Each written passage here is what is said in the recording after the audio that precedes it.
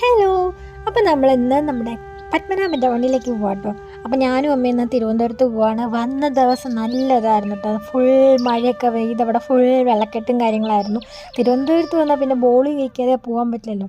ഞാൻ കഴിച്ചിട്ടുണ്ട്, അമ്മ ഇതുവരെയായിട്ടും കഴിച്ചിട്ടില്ല എന്ന് പറഞ്ഞപ്പോൾ ഞങ്ങൾ നേരെ ഇവിടുത്തെ മഹാബോളിയിലാണ് പോയത്. ഇവിടുത്തെ ട്രിവാൻഡ്രംകാരുടെ അറിയാലോ, ഫേമസ് ആണ് ഇവിടുത്തെ മഹാബോളി. ഞാനിവിടെ വർക്ക് ചെയ്ത സമയത്തൊക്കെ ഞാൻ ഇവിടുന്ന് കഴിച്ചിട്ടുണ്ട്. അപ്പോൾ അമ്മയ്ക്കത് കഴിക്കണമെന്ന് പറഞ്ഞിട്ട് ഞങ്ങൾ നേരെ പോയിട്ട് ബോളിയും പാൽപ്പായസവും മേടിക്കാൻ പോയിട്ടോ. അമ്മയ്ക്ക് ഭയങ്കരമായിട്ട് ഇഷ്ടപ്പെട്ടു, സാധനം അടിപൊളിയാണെന്നൊക്കെ പറഞ്ഞു. അത് കഴിഞ്ഞ് പിന്നെ നമ്മൾ നേരെ ഇനി റെയിൽവേ സ്റ്റേഷനിലേക്ക് പോവാണ്. ഞങ്ങൾക്ക് ഒരു അത്യാവശ്യത്തിന് വേണ്ടി വന്നതായിരുന്നു. അപ്പോൾ അതെല്ലാം കഴിഞ്ഞ് നമ്മൾ ഇനി പോവാം കേട്ടോ.